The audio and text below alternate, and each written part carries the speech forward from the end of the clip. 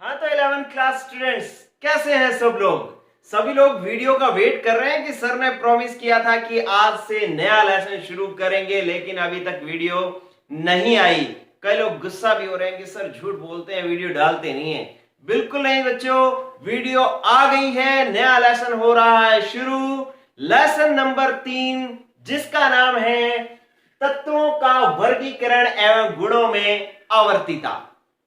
इस लेसन के भी नए सिलेबस के अकॉर्डिंग 2020 के लिए इसके कुछ पार्ट्स कटे हैं, लेकिन फिर भी हम थोड़ा थोड़ा उन पार्ट्स को डिस्कस करेंगे क्योंकि उनके बिना लेसन नहीं चलता और वो पार्ट्स आपको हार्ड भी नहीं लगने वाले, इसलिए क्योंकि आपने उनको 10th में पढ़ा है। जैसे कि आपको पहला पार्ट इसके अंदर पढ़ना है कि यार ये तत्वों का वर्गीकरण जो है, इस वर्गीकरण की जरूरत क्यों पड़ी।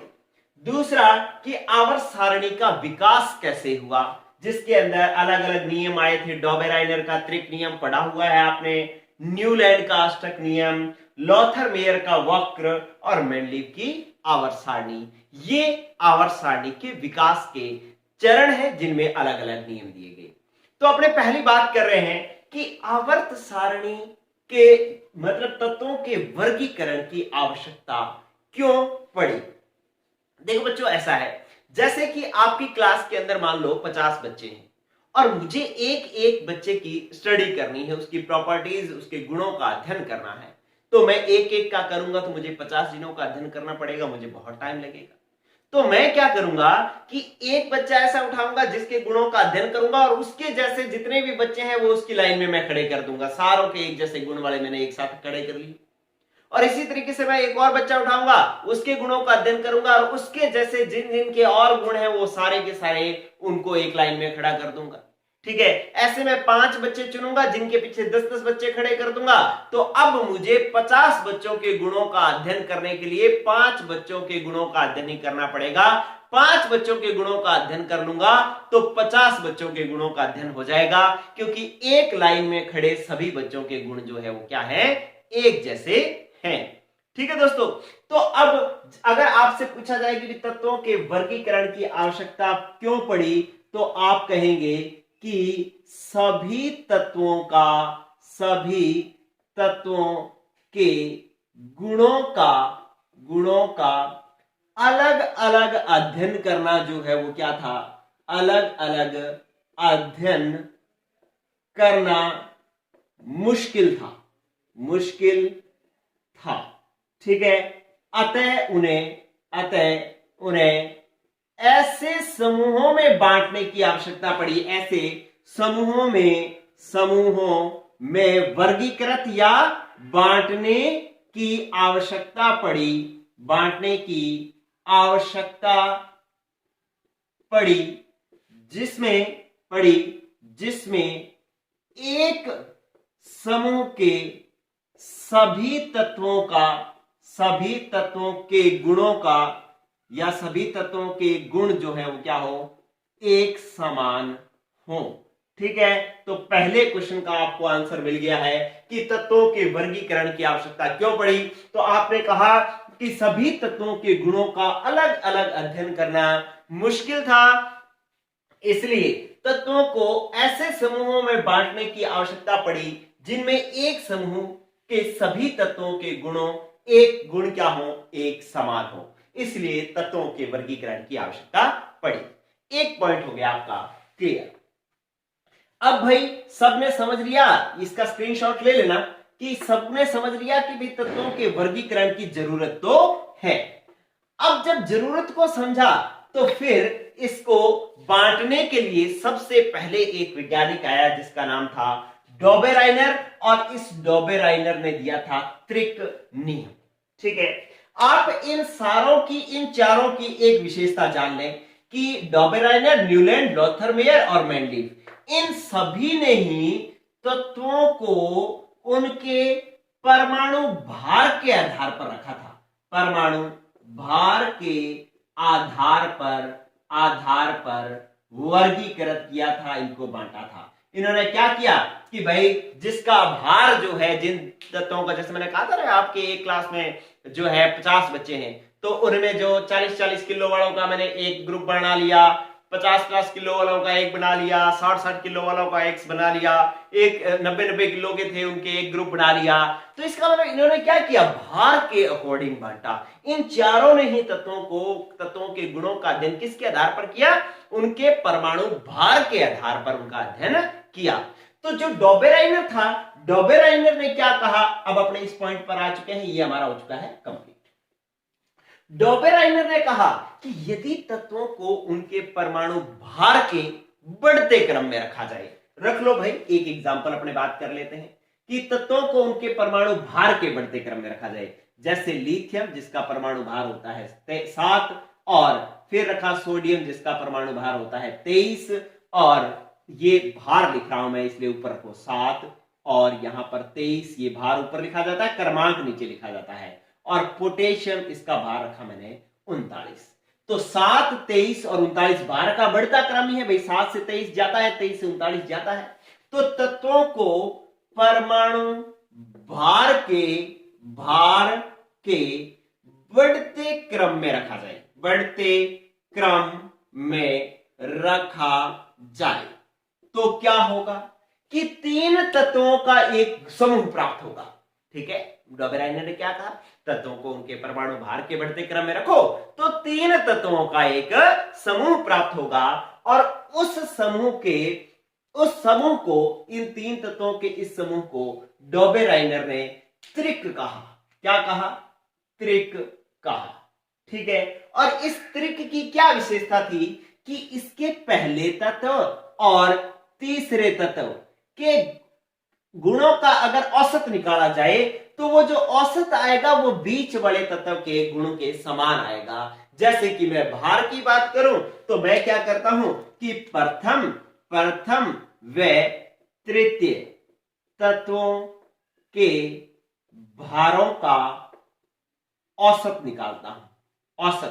औसत कैसे निकलेगा, इन दोनों के भारों को जोड़ो तो कितना आएगा, 7 + 39 कितना आया, 46, और औसत निकालना है तो दो संख्या कितनी है, 2, तो आप 2 से भाग दोगे, मतलब कुल भार में आप कितने से भाग दोगे, 2 से भाग दोगे, क्योंकि तत्व कितने हैं, 2 हैं, तो मैंने इसको दिया 2 से भाग, तो कितना आया, 7 + 39 46/2 आ गया 23।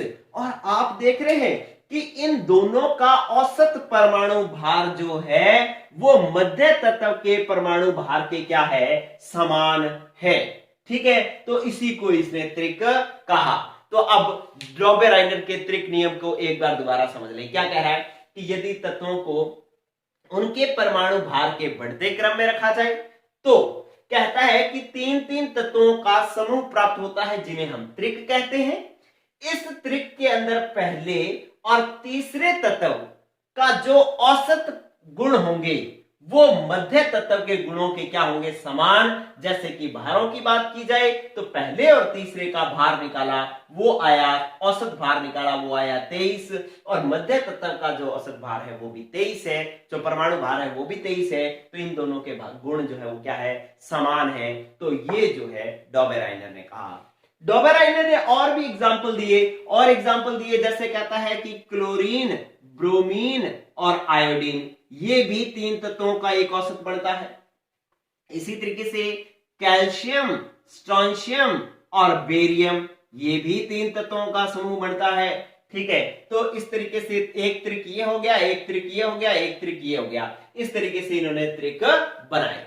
ठीक है, अब एक और विशेषता इन त्रिकों की अगर देखी जाए तो क्या है कि त्रिक कब बनेगा। डॉबेराइनर ने कहा कि त्रिक कब बनेगा, त्रिक तब बनेगा, मैं इसको साफ कर दूं, आप इसका स्क्रीनशॉट ले लें। देखो, अब इन्होंने कहा कि ये त्रिक कब बनेगा, जब इन पहले दोनों का, फर्स्ट और ये सेकंड, इन दोनों के परमाणु क्रमांकों का अंतर निकालो। पहले का परमाणु क्रमांक कितना है, 3, सोडियम का 11, पोटेशियम का 19। ठीक है, तो इन दोनों के परमाणु क्रमांकों का अंतर निकालो। परमाणु क्रमांक क्या होते हैं, जेड, परमाणु क्रमांक जेड का अंतर निकाला मैंने। अंतर कितना आया, इसका 11, सोडियम का 11 और लिथियम का 3, कितना अंतर आया 8। ठीक है, अब मैं क्या करूंगा, इन दोनों के परमाणु क्रमांकों का अंतर निकालूंगा, इन दोनों के परमाणु क्रमांकों का अंतर निकालूंगा, तो वो कितना आएगा कि इसका परमाणु क्रमांक 19 और सोडियम का परमाणु क्रमांक 11, तो इनका अंतर भी कितना आया 8। ये कहता है कि त्रिक तब बनेगा जब पहले और दूसरे परमाणु के परमाणु क्रमांकों का अंतर और तीसरे और दूसरे परमाणु के परमाणु क्रमांकों का अंतर क्या आ जाए, बराबर आ जाए, तब त्रिक बनेगा। ठीक है, त्रिक बनने की उसने एक स्थिति भी बताई। लेकिन इस सिद्धांत की कमी क्या थी, कमी ये थी कि भाई ये सभी तत्वों के त्रिक नहीं बना पाया, सभी तत्वों के त्रिक नहीं बनते। ठीक है, तो इसलिए ये नियम क्या हो गया था, फेल। ठीक है, तो आपको बात पता लगी कि डोबेराइनर ने क्या कहा था कि तत्वों को अगर उनके परमाणु भार के बढ़ते क्रम में रखा जाए तो 3-3 तत्वों का समूह प्राप्त होता है जिन्हें त्रिक कहा जाता है। इस त्रिक में पहले और तीसरे तत्व के औसत गुणधर्म बीच वाले तत्व के गुणधर्मों के समान होते हैं। और ये त्रिक बनते कैसे हैं कि अगर दूसरे और पहले का परमाणु क्रमांक का अंतर देखा जाए तो 11 - 3 8, तीसरे और दूसरे के परमाणु क्रमांकों का अंतर देखा जाए 19 - 11 तो 8, वो दोनों बराबर आए तो त्रिक का निर्माण होता है। और ऐसे जब त्रिक और बनाए गए तो एक त्रिक तो बना क्लोरीन ब्रोमीन आयोडीन का, एक बना कैल्शियम स्ट्रोंशियम और बेरियम का। ठीक है, और लेकिन इस सिद्धांत की कमी क्या थी कि ये सभी तत्वों पर लागू नहीं होता। ठीक है, तो डोबेराइनर का त्रिक नियम हो गया था फेल। और इसके बाद आया नेक्स्ट न्यूलैंड का अष्टक नियम। आप इसका भी स्क्रीनशॉट ले लें। चलिए दोस्तों, 2020 के बच्चे इसको नोट करने की जरूरत नहीं है, आप सिर्फ सुनते रहें। लेकिन इस 2021 या इसके बाद जब भी सिलेबस रहेगा तो उसके अंदर तो ये हमें पढ़ने ही पड़ेंगे। चलिए, अब नया सिद्धांत आ गया भाई, एक दिन आप फेल हो गया तो दूसरे को आना ही था। कौन आया, न्यूलैंड का अष्टक नियम आया। ठीक है, न्यूलैंड का अष्टक नियम क्या कहता है, न्यूलैंड का अष्टक नियम कहता है कि भाई अगर तत्वों को परमाणु भार के बढ़ते क्रम में रखा जाए तो कहता है कि पहले के बाद 8वां तत्व ऐसा होता है जो गुणों में समानता प्रदर्शित करता है। क्या मतलब है कि अगर मैं तत्वों को परमाणु भार के बढ़ते क्रम में लिखूं, इधर देखो मैंने तत्व लिखे कि जैसे लिखा लिथियम, फिर आता है beryllium, boron, carbon, nitrogen, oxygen और फ्लोरीन। ठीक है, अभी अक्रिय गैस मैं नहीं लिख रहा क्योंकि जब न्यूलैंड ने अष्टक नियम दिया था तब अक्रिय गैस आई नहीं थी। आप कहोगे सर कि ये 3, इसका परमाणु क्रमांक होता है 3, ये 4 5 6 7 8 9 और फिर 10 आना चाहिए, नियोन आना चाहिए, लेकिन नियोन की तब तक खोज नहीं हुई थी। ठीक है, तो इसके बाद सीधा आया था कौन, सोडियम। सोडियम आया था। ठीक है, सोडियम आया था, फिर मैग्नीशियम, फिर एल्यूमिनियम, फिर सिलिकॉन और फिर फास्फोरस और फिर सल्फर और फिर क्लोरीन और इसके बाद फिर आ गया था पोटेशियम और इसके बाद आ गया था कैल्शियम। ठीक है, तो ये कहता है कि अगर तत्वों के परमाणु भार के तत्वों को उनके परमाणु भार के बढ़ते क्रम में रखा जाए तो एक के बाद, जैसे मान लो ये 1 नंबर पे था, 1 नंबर पे, तो इसके बाद आया 2 3 4 5 6 7 और ये आ गया 8। तो कहता है कि पहले के बाद जो 8वां तत्व होगा ना, इन दोनों के गुणों में क्या होगी, समानता होगी। ठीक है, अब इसका 8वां ये है तो इसके साथ इसके भी गुण क्या होंगे, समान होंगे। इसी तरीके से अगर दूसरे का 8वां देखा जाए तो ये होगा, दूसरे का 8वां ये होगा। आप यहां से काउंट करो, 1 2 3 4 5 6 7 और 8, तो इसका मतलब इसका 8वां ये है और इसका 8वां ये है, तो इनके गुणों में भी आपस में क्या होगी, समानता। इनके गुणों में भी आपस में समानता होगी क्योंकि ये हर तत्व, नाइट्रोजन का फास्फोरस जो है 8वां है, ऑक्सीजन का सल्फर 8वां है और फ्लोरीन का क्लोरीन 8वां है।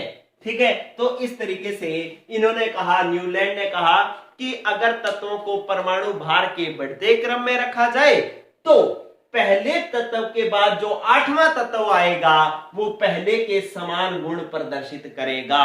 ठीक है, यही न्यूलैंड का अष्टक नियम है। और ये कहता है कि ये बिल्कुल वैसे ही है जैसे कि भारतीय संगीत के 7 सुर। ठीक है, 7 सुर। अब सुर जो है वो कौन से होते हैं?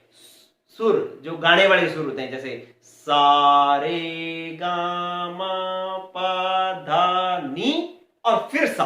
ठीक है, बिल्कुल ऐसे। देखो ये लो, मैं लिख रहा हूं, सुनते हुए आपको घबराहट हुई होगी तो इसलिए मैं लिख देता हूं, सा रे गा मा पा धा नी और इसके बाद फिर क्या आ गया?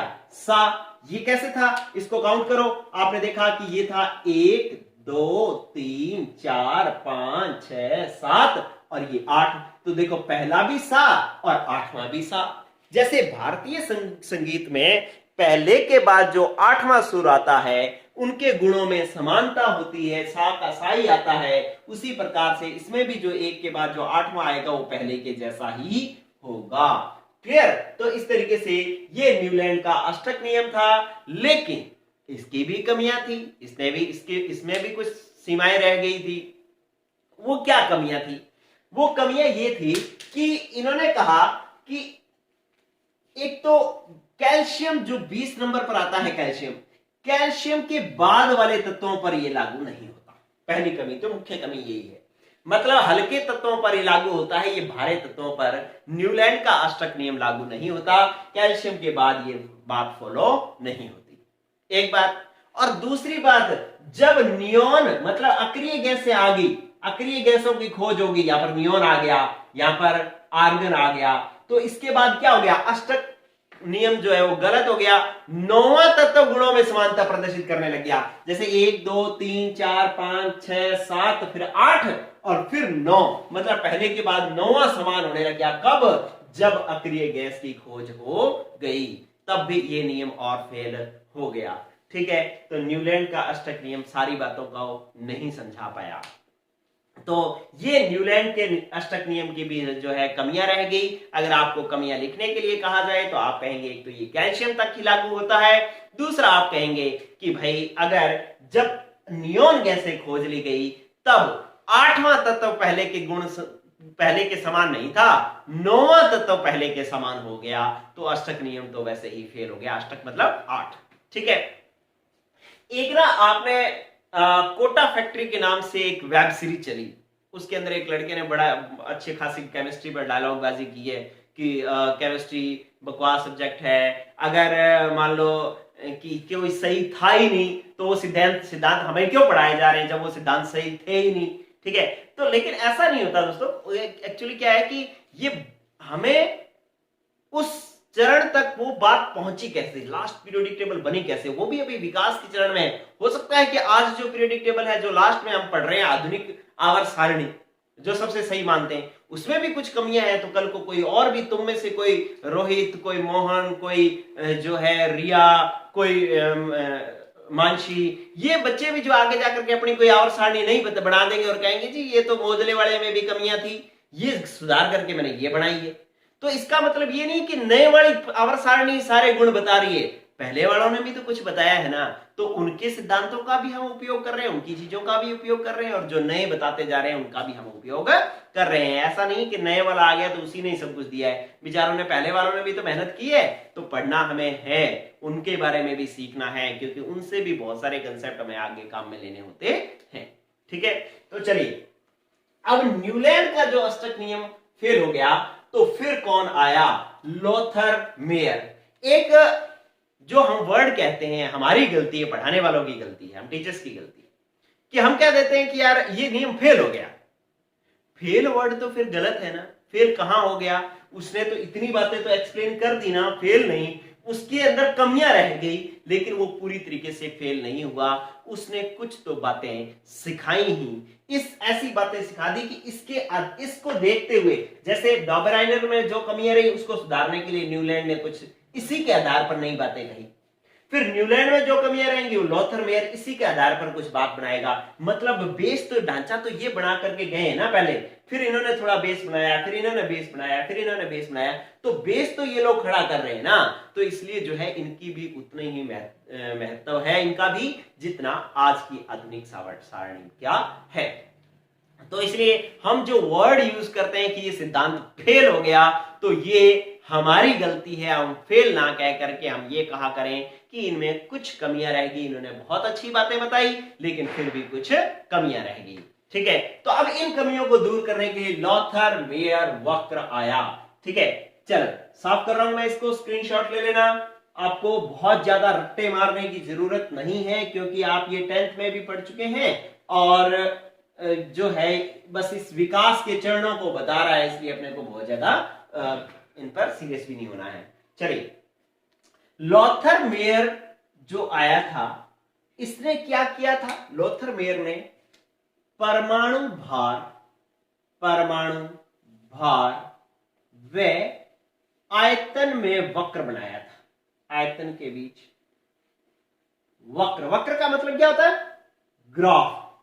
वक्र का मतलब क्या होता है? ग्राफ। ठीक है, तो इन्होंने क्या किया कि परमाणु भार और आयतन के बीच में वक्र बनाया, जिसको लॉथर मेयर का परमाणु भार आयतन वक्र भी कहते हैं। ठीक है, इन्होंने क्या किया कि इन्होंने जो है ना इस तरीके से परमाणु भार और आयतन के बीच में वक्र बनाया। ये जैसे था परमाणु भार का बढ़ता क्रम बना लिया इन्होंने, यहां पर तो क्या लिखा? परमाणु भार। मैं इसको अच्छे से बनाता हूं, देखो ये लो, परमाणु भार। ठीक है, और ये जो था इस तरीके से, यहां पर था आयतन। ठीक है, इसके बीच में इन्होंने ग्राफ बनाया। तो ये ग्राफ इस तरीके से आया कि यहां पर हीलियम था, इस तरीके से हीलियम, फिर यहां पर लिथियम था, हीलियम लिथियम, और यूं जाते जाते फिर आगे जाओगे ना, फिर यहां पर आ जाएगा सोडियम। ठीक है, और सोडियम से नीचे यहां पर आएगा फ्लोरीन। ये कुछ बातें थे, तो इस ग्राफ को थोड़ा सा अच्छे से देखना। ये देखो, यहां पर आया हीलियम और फिर आया लिथियम, फिर ये नीचे चला गया ग्राफ, फिर ऊपर बढ़ने लग गया, ऊपर बढ़ते बढ़ते फिर यहां पर आ गया सोडियम, और सोडियम के नीचे क्या आया था? फ्लोरीन। ठीक है, और फिर ये नीचे चला गया, यहां पर आया मैग्नीशियम, फिर नीचे की तरफ चला गया और फिर बढ़ा तो यहां पर आ गया कैल्शियम। ठीक है, और पोटेशियम के नीचे फिर क्या आ गया? कैल्शियम। और यहां पर जो लास्ट में नीचे नीचे जो तत्व आते थे ना, वो कौन से आते थे? यहां पर तो नहीं, इसके बाद जो आएंगे, मान लो इसके अंदर यहां पर आया स्कैंडियम, मतलब इसको अपने कहते हैं संक्रमण तत्व। ठीक है, तो अब होता क्या है कि इस तरीके का ग्राफ उनसे बना। मैंने पूरा ग्राफ नहीं बनाया है और ना ही आपको बनाने की जरूरत है, बस समझने की जरूरत है। इन्होंने परमाणु भार और आयतन के बीच में ग्राफ बनाया। इन्होंने क्या कहा कि इस ग्राफ के अंदर जो समान स्थितियों पर है ना, उनके गुण एक समान है। क्या मतलब है कि अब देखो, इसमें चोटी पर, ये शीर्ष पर कौन है? सोडियम और पोटेशियम, तो इन दोनों के गुण समान है। हालांकि लिथियम चोटी पर नहीं है, लेकिन लिथियम के गुण भी इनके जैसे ही हैं। आगे जो आएगा वो इनके सामने इसके समान चोटी पर ही आएगा, तो इसका मतलब जो शीर्ष वाले हैं इनकी एक जैसी स्थिति है, तो इनके गुणों में क्या है? समानता है। अगर अपने यहां पर बात करें, यहां पर तो ये जो है पोटेशियम के पहले जो है यहां पर आता है क्लोरीन। ठीक है, तो आपको कुछ एक बातें नोट करनी है। क्या? कि इसके शीर्ष पर कौन होंगे? शीर्ष पर लिथियम, सोडियम, पोटेशियम होंगे, जिनको अपने क्षारीय धातुएं कहते हैं। क्षारीय धातुएं। तो अगर आपसे पूछा जाए कि जो लॉथर मेयर का आयतन वक्र था उसमें शीर्ष पर कौन था, तो शीर्ष पर थी क्षारीय धातुएं। ठीक है, और फिर अगर आपसे पूछा जाए कि इसके आरोही ढाल पर, आरोही ढाल पर कौन था? आरोही ढाल का मतलब है, आरोही का मतलब क्या होता है? चढ़ना। तो चढ़ते हुए ढाल पर कौन था? चढ़ते हुए ढाल पर देखो फ्लोरीन आ गया, क्लोरीन आ गया। ठीक है, इनको हम कहते होते हैं हैलोजन। क्या कहते होते हैं? Halogen. Fluorine, chlorine, bromine, iodine को हम हैलोजन कहते हैं। कल की क्लास में मैं सिखाऊंगा। ठीक है, तो आरोही ढाल पर जो होता है, चढ़ते हुए ढाल पर हैलोजन आते हैं, हैलोजन। ठीक है, और अवरोही ढाल पर कौन आ रहा है? अवरोही ढाल पर एक तो आरोही ढाल है, एक है अवरोही ढाल। अवरोही ढाल का मतलब नीचे झुकता हुआ ढाल, नीचे झुकता हुआ। जैसे यहां से नीचे झुका कौन आ गया? मैग्नीशियम। यहां से नीचे झुका कौन आ गया? कैल्शियम। ये कैल्शियम, मैग्नीशियम, ठीक है, और स्ट्रोंशियम, बेरियम, इनको हम कहते हैं क्षारीय मृदा धातुएं। ठीक है, तो अवरोही ढाल पर जो आती हैं वो आती हैं क्षारीय मृदा धातुएं, क्षारीय मृदा धातुएं आती हैं। ठीक है, और इसके नीचे तल पर कौन आता है, बिल्कुल नीचे नीचे कौन आता है, तल पर। ठीक है, इस जो ग्राफ है इसके तल पर यहां पर कौन आते हैं, संक्रमण तत्व। कौन आते हैं, संक्रमण तत्व। अब ये शब्द जो है आपको याद रखने हैं, बस आपको परेशान नहीं होना है। अभी एक बार ध्यान रखना है, क्योंकि अभी अगले क्लास के अंदर क्षारीय धातुएं क्या होते हैं, क्षारीय मृदा धातुएं क्या होती हैं, ठीक है, और हैलोजन क्या होते हैं, संक्रमण तत्व क्या होते हैं, यही हमारी क्लास रहेगी कल की। ठीक है, इन्हीं के बारे में अपने पढ़ेंगे। लेकिन आपको एक बात ध्यान रख लेना है कि शीर्ष पर जो होती है वो क्षारीय धातुएं होती हैं, आरोही ढाल पर हैलोजन होते हैं, अवरोही ढाल पर क्षारीय मृदा धातुएं होती हैं, और तल पर संक्रमण तत्व होते हैं। ठीक है, तो ये था लोथर-मेयर का परमाणु भार आयतन वक्र। ठीक है, ये जो लोथर-मेयर का जो वक्र था ये बहुत ब्रिलियंट था। इसने बिल्कुल वही बातें समझा दी थी जो मेंडलीफ ने समझाई थी। लेकिन इसका जो ये मतलब इसने जो ये लिखा था ये एक अच्छे जगह पब्लिश नहीं हो पाया, कहीं लिखा नहीं गया, तो इसकी कोई ज्यादा चर्चा भी नहीं हुई। लेकिन इसी के बाद मेंडलीफ ने आया, इसने भी यही सब बातें कही, लेकिन उसने वक्र नहीं बनाया, उसने शब्दों में ये बात कह दी, तो बस जो है ये चल पड़ा और लोथर-मेयर इतना नहीं चला। इसीलिए लोथर-मेयर की बातें अपने कम पढ़ते हैं, लेकिन मेंडलीफ की आवर्त सारणी ये तो अपने बहुत पढ़ते हैं। क्यों? क्योंकि इसने इसको सही जगह पब्लिश करवा दिया था। अब देखें कि इसकी कमी क्या थी लोथर-मेयर की। एक तो लोथर-मेयर की सबसे बड़ी कमी जो आप बता दो, आपको जो दिख रही है, जो ये कमी है कि भाई हमें सबकी स्थिति याद कैसे रही कि कौन कहां स्थित है। तो सबकी स्थिति वक्र में याद करना और रखना बहुत ही मुश्किल है। एक तो ये कमी। दूसरी कमी ये कि भाई लिथियम को भी टॉप पर आना चाहिए था। आपके मन में दिमाग में चल रहा था, सबके सभी सोच रहे थे सर मूर्ख बना रहे हैं। सबने कहा है कि भाई टॉप वाले एक जैसे होते हैं, आज सोडियम, पोटेशियम, लिथियम एक जैसे हैं, लेकिन लिथियम तो टॉप पर है ही नहीं, तो इसका मतलब लिथियम की स्थिति सही नहीं थी। ठीक है, ये भी इसकी कमी थी। तो इस तरीके से ये इसकी कुछ कमियां रही कि भाई एक तो इसकी स्थितियां सब याद रखना मुश्किल था, एक लिथियम की जो है स्थिति स्पष्ट नहीं थी, तो ये जो है इसकी क्या थी, कमियां थी। चलिए, तो ये था लोथर-मेयर का वक्र। अब इसके बाद आई मेंडलीफ की आवर्त सारणी।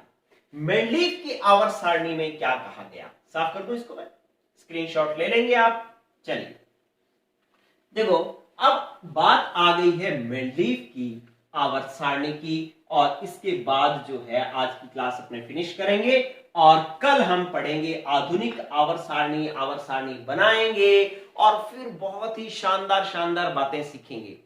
ये जो चैप्टर जो है, जैसे कि पिछले चैप्टर के अंदर मैंने आपको प्रॉमिस किया था कि वो चैप्टर परमाणु संरचना लेसन आपको बहुत कुछ सिखाएगा, बिल्कुल वैसे ही ये वाला चैप्टर भी आपको बहुत कुछ सिखाएगा। ये चैप्टर अगर किसी ने नहीं किया तो मतलब केमिस्ट्री नहीं की, फिर केमिस्ट्री की ही नहीं।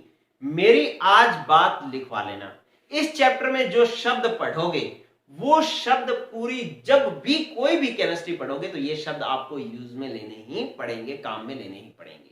ठीक है, जैसे आप भारी भरकम शब्द सीखेंगे कि जो आपने 10th में सीखे ना, आयनन एंथैल्पी, इलेक्ट्रॉन लब्धि एंथैल्पी, ठीक है, विद्युत ऋणता, ये सब शब्द जो है वो बहुत ही डीप में सीखोगे, बहुत ही गहराई में सीखोगे, उनका यूज किस प्रकार से होता है वो सब सीखोगे इस चैप्टर में आगे। तो अभी बात कर रहे हैं अपने मेंडलीफ की आवर्त सारणी। तो एक तो मेंडलीफ ने जो आवर्त नियम दिया, इसने क्या कहा कि तत्वों के जो गुणधर्म होते हैं वो उनके परमाणु भारों के आवर्ती फलन होते हैं।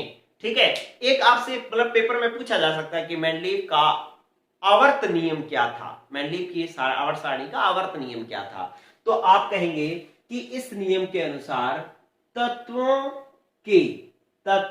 के गुणधर्म उनके परमाणु भारों के आवर्ती फलन होते हैं। परमाणु भारों के आवर्ती फलन होते हैं। ठीक है, इस आवर्ती फलन का मतलब क्या है? आवर्ती फलन का मतलब है कि जब आप तत्वों को उनके परमाणु भार के बढ़ते क्रम में रखोगे, मतलब पहले हल्का, फिर भारा, फिर भारा, फिर भारा रखोगे, तो कुछ समय बाद ऐसी स्थिति आएगी कि पहले के समान ही आगे वाले तत्व जो है पहले जैसे ही गुण प्रदर्शित करेंगे।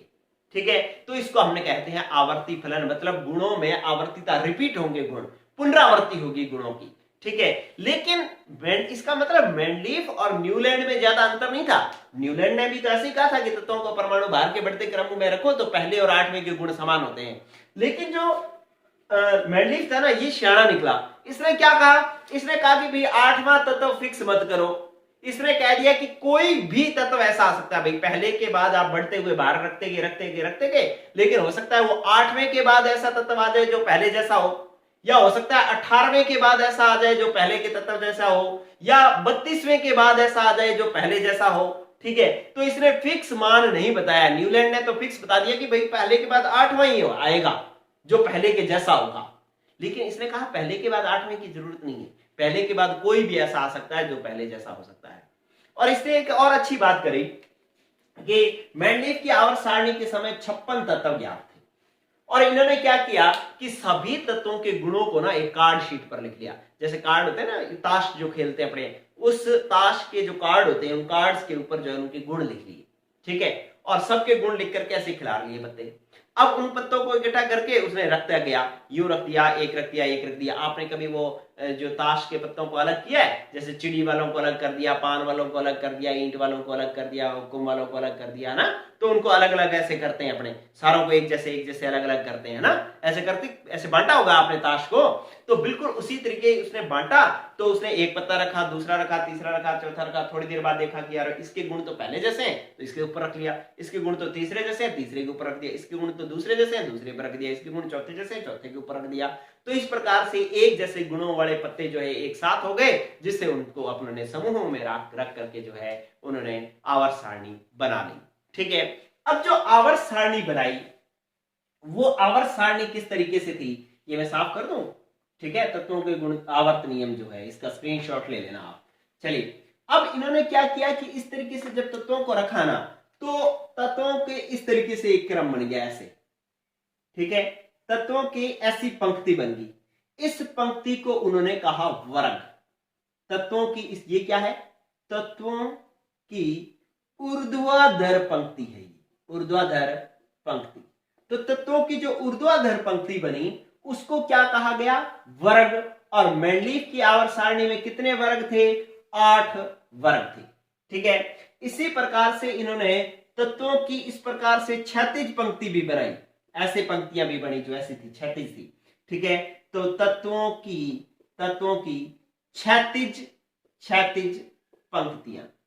क्षैतिज पंक्तियां भी बनाई। इनको कहा गया आवर्त। क्या कहा गया? आवर्त।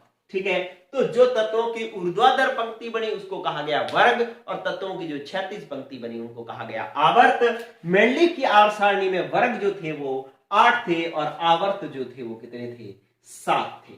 ठीक है, इसके जो 1 से 7 जो थे, 8 में से 1 से 7 जो थे वो 2-2 भागों में बांटे हुए थे। जैसे एक जो था फर्स्ट जो था वो फर्स्ट ए और फर्स्ट बी था, तो 1 से 7 तक तो 2-2 भागों में बंटे हुए थे। और 8वां जो था, 8वां जैसे 8 जो था वो ए बी और सी 3 भागों में बटा हुआ था।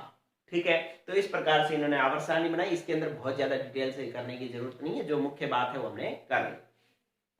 अब इसके अंदर जो वेरी स्पेशल पॉइंट जो है, साफ कर दूं मैं इसको, कि इस जो मेंडलीफ की आवर्त सारणी की जो सबसे बढ़िया बात जो थी वो ये थी, सबसे बढ़िया बात जो सबको बढ़िया लगती है, कि एक मेंडलीफ जो है वो इस तरीके से निकला जैसे कोई बाबा हो। ठीक है, जैसे बाबा जी आपके भविष्यवाणी कर देते हैं ना पहले से, कि अरे तू बड़ा होकर के ये बनेगा, अरे तू बड़ा होकर के ये बनेगा, बिल्कुल वैसे ही इन्होंने भी गुणों का कुछ व्याख्या कर दी। ठीक है, तो हाथ देख करके कहते हैं अरे तेरा लड़का होगा, अब लड़का हुआ नहीं है, लड़का होगा, और तेरा लड़का होगा, और उस लड़का जो है वो बहुत जो कामयाब होगा, वो कलेक्टर बनेगा। ठीक है, या वो विदेश जाएगा। मतलब अभी लड़का हुआ नहीं है, वो पहले से कह देते हैं कि लड़का होगा और वो लड़के में ये गुण होंगे। तो बिल्कुल मेंडलीफ भी ऐसा ही बाबा ही निकला। और उसने क्या किया कि जो बोरॉन है और बोरॉन, इसी तरीके से एल्यूमिनियम, फिर सिलिकॉन, ये जो तत्व थे इनके नीचे कुछ खाली जगह छोड़ दी, खाली जगह, ऐसे खाली जगह छोड़ दी। अभी वो इसने कहा कि ये जो खाली जगह छोड़ी है ना मैंने, यहां पर बाद में कभी तत्व खोजे जाएंगे और उन तत्वों में ये विशेषताएं होंगी, उन तत्वों के ये गुण होंगे, उन्होंने पहले से ही बता दिया।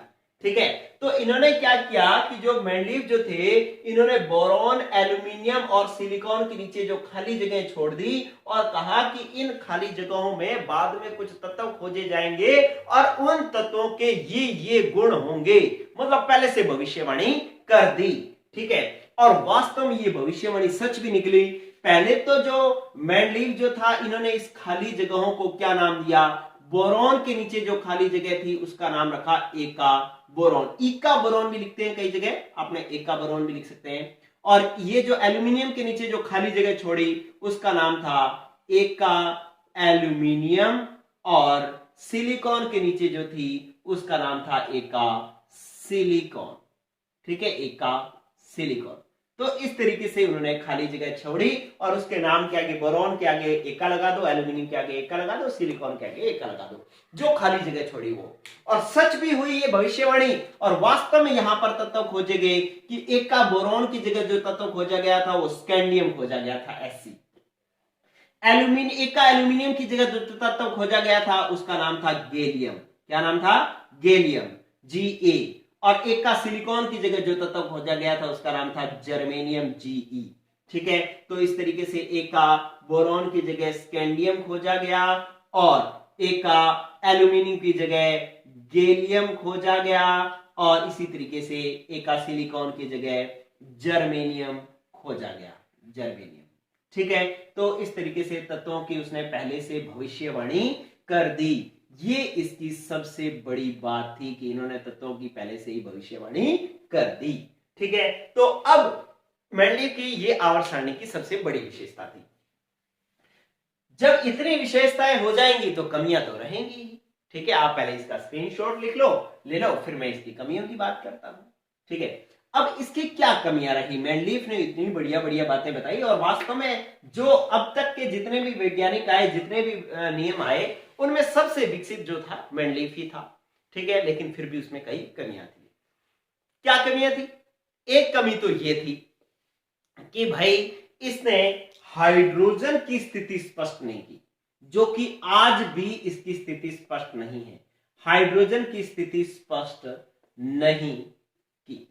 ठीक है, पहली कमी तो यह है, जो आज की आवर्त सारणी में भी कमी है। अभी तक हाइड्रोजन की स्थिति स्पष्ट नहीं है। अभी भी हाइड्रोजन बेचारा यूं ही रुलता फिर रहा है, कभी वहां जाके किसी के 17वें के साथ खड़ा होता है, कभी पहले के साथ खड़ा होता है, तो उसकी स्थिति अभी भी स्पष्ट नहीं। दूसरी बात कि मेंडलीफ ने जो है क्या किया था कि तत्वों को उनके परमाणु भार के बढ़ते क्रम में रखा था, लेकिन कई जगह क्या किया कि इसने खुद के नियम की अवहेलना कर दी। जैसे कि कोबाल्ट के बाद उसने रखा निक्कल, जबकि निक्कल जो था वो हल्का था और कोबाल्ट जो था वो भारी था। ठीक है, मेंडलीफ ने तो ये कहा था ना कि तत्वों को परमाणु भार के बढ़ते क्रम में रखना है। भार के बढ़ते क्रम का मतलब क्या है? पहले हल्का रखना है फिर भारी रखना है। जबकि इसने क्या किया कि कोबाल्ट जो कि क्या था, भारी था, उसको तो पहले रख दिया और निकल जो था वो हल्का था, उसको बाद में रखा। तो इसने खुद के नियम को ही जो है उसने पलट दिया।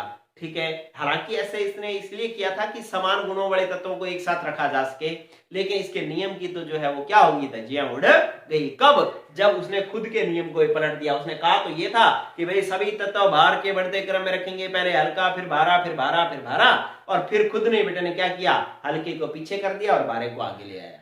ठीक है, तो इसका मतलब है ये इसकी कमी रह गई। फिर इसकी तीसरी और वेरी इंपॉर्टेंट कमी कि इसने कहा था कि तत्वों को उनके परमाणु भार के बढ़ते क्रम में रखना है। भार के बढ़ते क्रम में रखना है तो फिर समस्थानिकों का क्या हो? समस्थानिकों को का क्या हो? आप कहोगे सर समस्थानिक क्या होते हैं? समस्थानिक होते हैं बच्चों, जैसे मैं हाइड्रोजन लिखता हूं तो हाइड्रोजन इस प्रकार से लिखा जाएगा, हाइड्रोजन ये एक, यहां जो लिखा होता है वो परमाणु क्रमांक होता है, परमाणु क्रमांक होता है और यहां जो लिखा होता है वो परमाणु भार होता है। ठीक है, ये परमाणु भार, एक परमाणु भार है, एक परमाणु क्रमांक है। तो इसी तरीके से एक और हाइड्रोजन होता है जो होता है 1H2, जिसका परमाणु क्रमांक तो 1 होता है, भार 2 होता है। एक और मैं लिखता हूं जो है 1S3, जिसका परमाणु क्रमांक तो 1 है, भार 3 है। तो इसका मतलब ये जो तीनों हाइड्रोजन हैं, इनके परमाणु क्रमांक तो समान है लेकिन परमाणु भार भिन्न भिन्न है। इन्हें हम क्या कहते हैं? समस्थानिक। ठीक है, जब मेंडलीफ ने कह दिया कि भाई तत्वों को परमाणु भार के बढ़ते क्रम में रखना है, तो हाइड्रोजन कहता मेरे को 3 जगह रखना पड़ेगा। पहले तो 1 वाली जगह रखो भार जिसका 1 है, फिर 2 वाली जगह रखो, फिर 3 वाली जगह रखो। लेकिन मेंडलीफ कहता नहीं नहीं यार, मैं तो तुम तीनों को आवर्त सारणी में एक ही जगह रख पाऊंगा। ठीक है, तो सभी समस्थानिकों को मेंडलीफ आवर्त सारणी में स्थान नहीं दे पाया। ठीक है, इसको वास्तव में तो अगर भार के अकॉर्डिंग रखना था तो भार तो अकेले हाइड्रोजन ही के 3 तरीके के हैं, 1 वाला भी है, 2 वाला भी है, 3 वाला भी है। तो आवर्त सारणी में हाइड्रोजन अकेला ही 3 बार आना चाहिए था, लेकिन मेंडलीफ ने जो है इनको 3 जगह नहीं रखा। ये भी इसकी कमी थी कि ये समस्थानिकों को स्थान नहीं दे पाया, समस्थानिकों को स्थान नहीं दे पाया। ये भी इसकी एक कमी थी। चलिए, फिर एक और कमी आप देखो, कुछ समभारिक तत्व भी होते हैं, जैसे समस्थानिक होते हैं वैसे समभारिक भी होते हैं। आप इसको नोट कर लेना। ठीक है, जैसे समस्थानिक होते हैं वैसे समभारिक तत्व भी होते हैं। चौथी कमी मैं आपको बता रहा हूं, समभारिक। अब समभारिक शब्द से पता लग रहा है कि जिनके भार समान हो। समभारिक, जैसे मैंने लिखा कि पोटेशियम 19 पोटेशियम 40 और 20 कैल्शियम 40। अब इन दोनों के क्या है कि परमाणु क्रमांक तो भिन्न है लेकिन परमाणु भार समान है, तो इनको कह दिया समभारिक। ठीक है, तो समभारिक का मतलब क्या हो गया कि जिनके परमाणु क्रमांक तो भिन्न है लेकिन परमाणु भार समान है, उनको अपने समभारिक तत्व कहते हैं। तो अगर अपने मेंडलीफ की बात माने तो इसके अनुसार तो तत्वों को परमाणु भार के बढ़ते क्रम में रखोगे तो जिस स्थान पर पोटेशियम को रखा है उसी जगह कैल्शियम को रखना पड़ेगा, क्योंकि दोनों के भार क्या है? 40-40 है। जबकि उसने ऐसा नहीं किया। ये भी जो है मेंडलीफ की क्या थी? कमी थी। और उसने क्या किया कि कई जगह ऐसी थी जो अलग अलग गुणों वाले तत्वों को एक साथ कर दिया, और कई जगह ऐसी थी जहां पर एक जैसे गुणों वाले तत्वों को ही क्या कर दिया? अलग अलग कर दिया। तो ये थी मेंडलीफ की आवर्त सारणी की कमियां, और इन सभी कमियों को दूर करते हुए एक नया सिद्धांत आया, जो नया नियम आया जिसको अपने कहते हैं आधुनिक आवर्त नियम, या जिसके इस नियम को दिया मोजले ने, इसलिए इसको हेनरी मोजले का नियम भी कहते हैं, और हेनरी मोजले की आवर्त सारणी कहते हैं, और आधुनिक आवर्त सारणी कहते हैं। ये हम पढ़ेंगे अगले एपिसोड में। आज के लिए इतना ही। नया चैप्टर शुरू हो चुका है। आप सभी बच्चे नए एपिसोड से सभी लोग साथ जुड़ जाएं और अपने सभी दोस्तों को जो है वो क्लास कर दें शेयर, ताकि जो है सभी बच्चे हमारे साथ साथ क्लास में जुड़ पाए। ध्यान रखना, ये इस क्लास का एक भी वीडियो हमने मिस नहीं करना। अगर आपने एक भी वीडियो मिस कर दिया, और इसके अंदर मैं बहुत सारे क्वेश्चंस भी करवाऊंगा, अगर आपने वो क्वेश्चंस मिस कर दिए तो फिर ये समझ लेना कि आपकी केमिस्ट्री गई, 12th 0 है। क्लियर? तो आज के लिए इतना ही दोस्तों, पढ़ते रहिए। Good bye.